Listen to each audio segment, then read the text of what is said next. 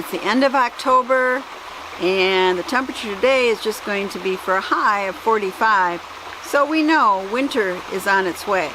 In fact, yesterday morning at my granddaughter's soccer game, we had snowy sleet coming down. Now they live south of us and we didn't actually get it here at the house, but it will be coming. So this is time of year I want to check my winter preps. You don't want to wait until you need them and then find out, oops, you don't have something you need. Now, I have a little check sheet here that helps me, reminds me of what to check, and I check off and I can write notes on it if there's something else I need. And I find something like this is really valuable, so you don't miss checking a prep. You can't just think, yeah, I know I've got it in the car or whatever, because you know what? When you need it, you might not have it. So I really suggest a checklist like this, and I thought you might want to come along with me as I check my checklist for winter preps. Well, your car kit is really important in the winter. I mean, if something happens and you go off the road, you want to make sure you have the supplies you need. So let's go through our little checklist and see what we have in the car. This is just an extra blanket, always a good idea to have. And this is a waterproof blanket. Again, great idea. Have a video on this. But what we're really checking out, well, this is great, right? You can see it's been used. You put this underneath one of your tires and it gives you extra traction if you get stuck. This doesn't want to come out, but you can see we have a shovel. This works really well. Again, preventive if you get stuck. Now, one of the important things is clothing to have. This has hiking boots and clothes. And yes, I'm not going to take it out because I know it's all in there. I just recently packed it. So it has my winter coat and my hiking boots in it. But I have another one of these sacks underneath my lightweight kit here. So this is also for winter. It has another winter coat, gloves, and my shamag. And believe me, gloves are very, very important. You really can lose a lot of body heat through your head and your hands. You know, we can have the habit here in Michigan of, yeah, it's freezing weather outside, but hey, we're only going to run to the store. So we just run out maybe in our sweatshirt and our regular shoes. Not a good habit if something would happen. So I make sure I have my coat, my gloves, my boots, just in case. Now this goes right next to this in the car, and in it I have a variety of things, but in here is, I don't know if you can see it, but it's de-icer. Also great in case I get stuck. Because these are my car kits, I have a lot of other supplies that I'm not checking for winter. And if you want to see all the supplies I have in my car, I have a video on it. I'll put a link up above. But right now I'm just checking what I need for winter. Now under here, I also have my jumper cables and tools and other supplies. I have to take this all out to lift it up, so I'm not going to do that. Something I include for my winter, but any time of the year kit, is my AAA membership. So I can call somebody if all of a sudden my car isn't working and I need a tow, or hey, maybe I need to replace a tire, because to be honest, I'm sure I can put another tire on, but I'd rather not. So I have AAA, which has come in handy in the past. I have an extremely long private drive, goes just to my house, and because of that, need to have a snowplow service. So we did take care of it. My husband did this week, so we paid for it for the entire season. So hopefully, if we have more than 2 inches of snow, our driveway will get plowed. So going over my complete car list, there are some things I need to get. One is de-icer for the entrance to my house. Don't want people slipping, and I don't have any, so next time I'm at Sam's Club, I'll have to pick it up. need to check my antifreeze level and probably get a full oil change on my car. And I do have some of those body warmers and, hand warmers, but they're over a year old, so I really should replace those. But that's it for my car portion. So here's a scorecard for my winter checklist for my car. In our winter, heat is pretty important. And we just have a regular furnace here. So if we lose electricity in the winter storm, we lose our heat source. So we do have some wood piled up here. We really basically use this for campfires, but in case we lose our furnace in the middle of winter, we do have 4 fireplaces, and it does help heat a room, but believe me, they really don't heat a room. So we depend more on our Mr. Heater when that happens. Oh, this isn't showing up at all. But anyway, this is my new larger Mr. Heater, and it came with a nice bag, and it even keeps 2 of the fuel canisters in it and all the hookup hoses if I want it to go to a bigger propane tank. Sorry, but I'm not going to take it all out of the case, but I'm very happy with this purchase. On the top shelf there, I have 2 of the good to -5 Fahrenheit extreme weather sleeping bags. And the nice thing is they can actually zip together so they can fit on our bed for my husband and myself. So as far as heat goes, I wish I had a whole house generator, but it's really expensive. But it sure would be nice to be able to have our furnace work in the winter. I do not have a wood burning stove or something else to use, so we have to rely on closing off rooms and using our Mr. Heater in a room with propane, or supplementing with a fireplace. But we also have thermal underwear, and we also have those heavy 0-degree sleeping bags, and we have been 3 days in the house with no power, so no furnace, no heat, and it was 0 degrees generally outside.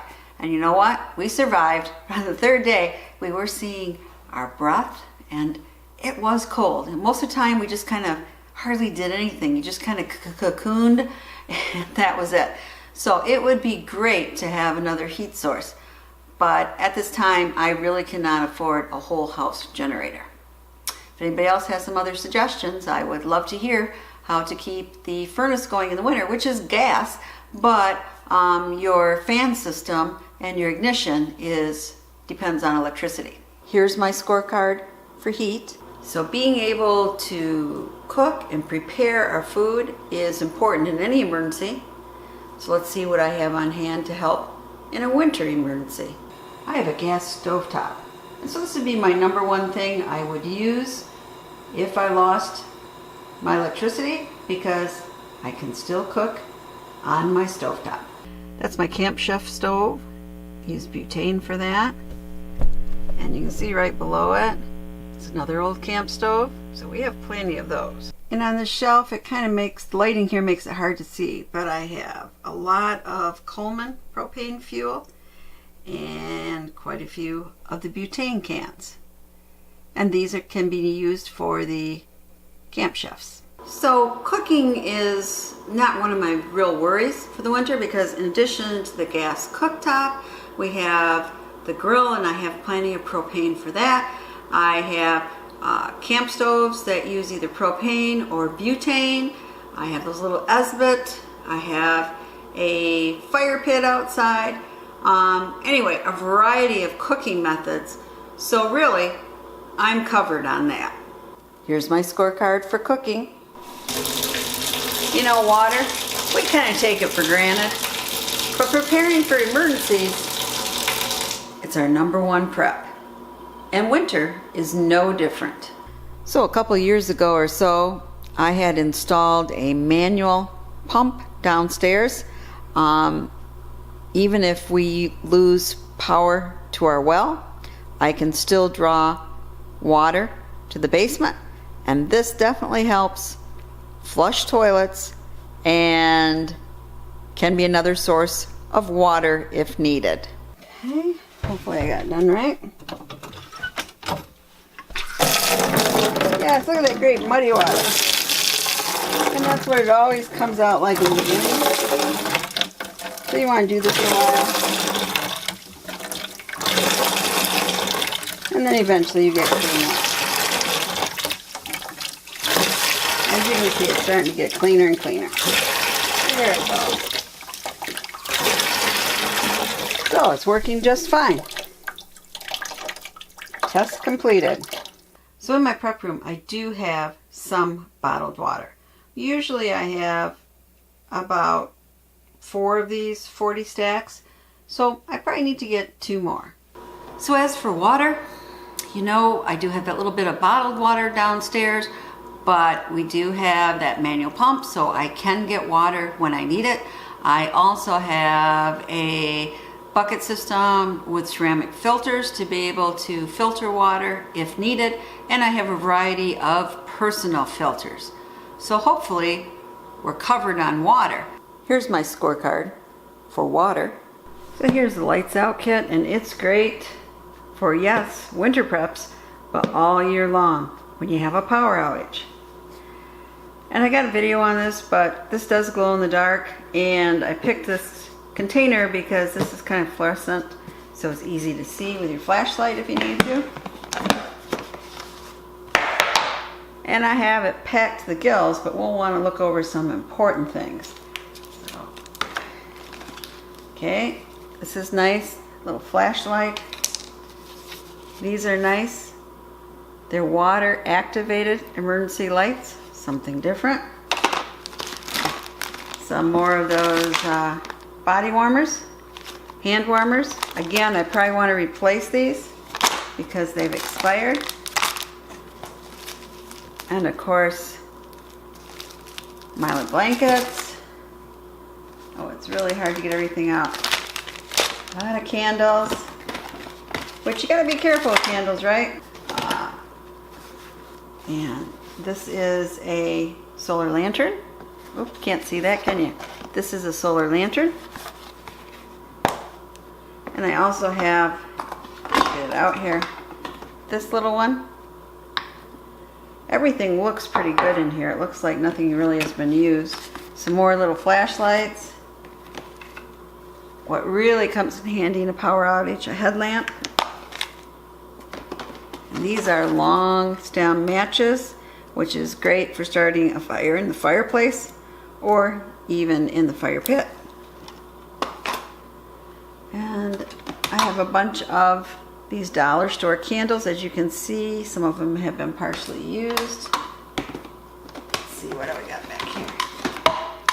I got the Click and Flame. Turn it the right way. I got the Click and Flame. Easier to light a candle with this. And more flashlights.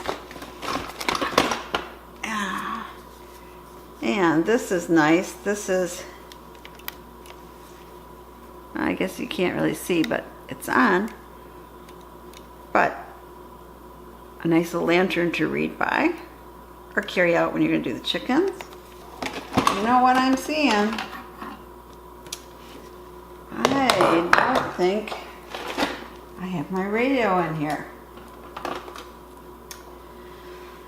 And there's kind of a reason for that. I think it's down in my microwave in case, right, you have an EMP, but you know what? I don't think we're going to have an EMP, and I think I need to put my radio up here. So I'm going to run and get it. Okay, so I knew this wasn't a microwave, but you know what? The rest of the family won't. So I'm going to pack it in here to be safe.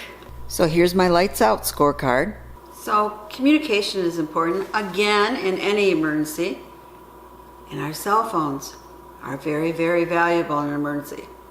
But you gotta charge them or they're useless. So I love this little charger. Well, it's not little, it's actually heavy. I call it the brick. It's a RAV Power.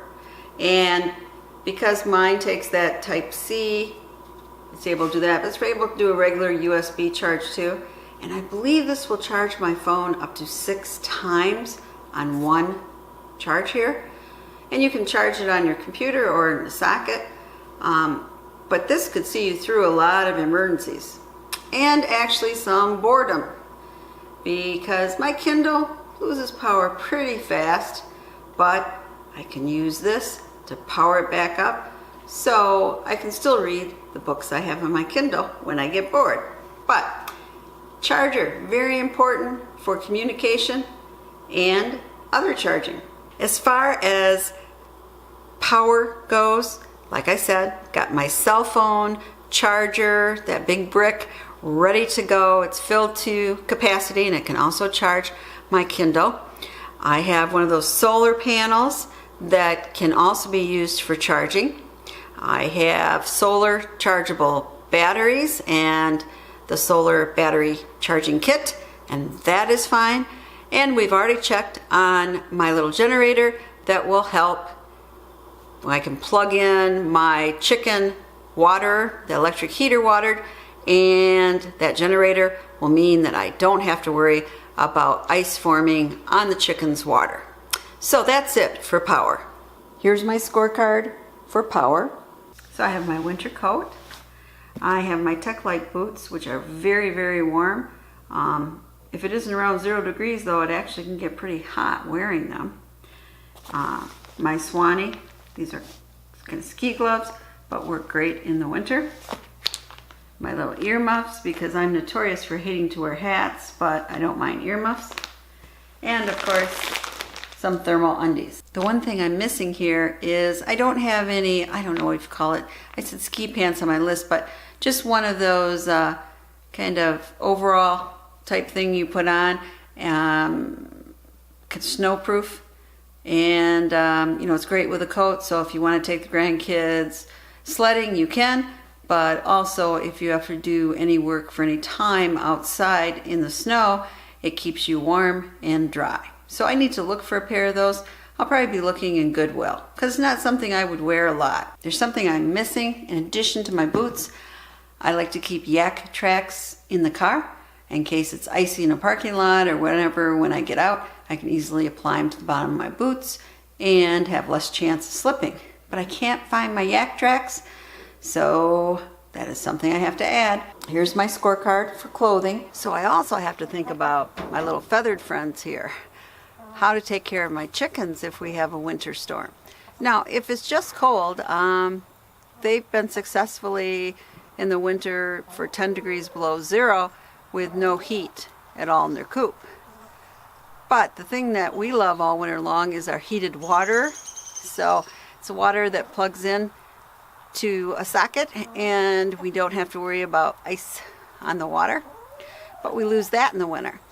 So we do have a solution for that. It's very frustrating in the winter when we lose power to provide fresh water for the chickens. So our heated water doesn't work. So in that case, we have a generator right out here. We can fill it up with fuel and plug in our electric chicken water, and then they can have water all the time, no matter what the freezing temperatures are, without continually going out here and trying to replace it. And I have 3 of these Tidy Cats filled with water and a little bleach. In case we lose power, we don't have to then haul water all the way from the house out here. And sometimes just our pump outside doesn't work. So again, the water comes in handy. So I have 3 of those filled just in case. If we had a bad winter storm, we wouldn't be able to run to the feed store. So we want to make sure we have enough chicken feed on hand. So on your right is 50 pounds of layer mash, and on your left is 50 pounds of cracked corn. But that's not all we have. See those 3 buckets there? Each of those holds 50 pounds. One of them has an additional 50 pounds of cracked corn, and the other, so that's another 100 pounds of layer mash. We just want to be sure with the chicken food. So there's one more thing, just a miscellaneous, but I used to always have some sleds because of having the kids. Well, I no longer have them, and I'd like to get one of the disc kind and one of the kind that rolls up, you know, that plastic sheet, and just keep it on hand. It would be nice if the grandkids came over and we wanted to go sledding, but also it's great to pull things back and forth if it really was a bad winter storm from the house out to the outbuilding and where the chickens are. So that's one more thing I need to look for. And this is just my scorecard for one miscellaneous item. Well, thanks for coming along with me and helping me fill out my checklist here and checking my preps. As you can see, there were some preps I still need to get. And you just want to do this now, not when you're in a snow and ice storm. You can't really leave your house because the roads are that bad. And the ice has taken down the line, so you have no electricity, which means you've lost heat also in your home. Make sure you have the preps that you're going to need before you need them. Anyway, this was Prepper Potpourri saying, please subscribe, share the knowledge, thumbs up if you like this video, and I hope you are prepared for your winter season.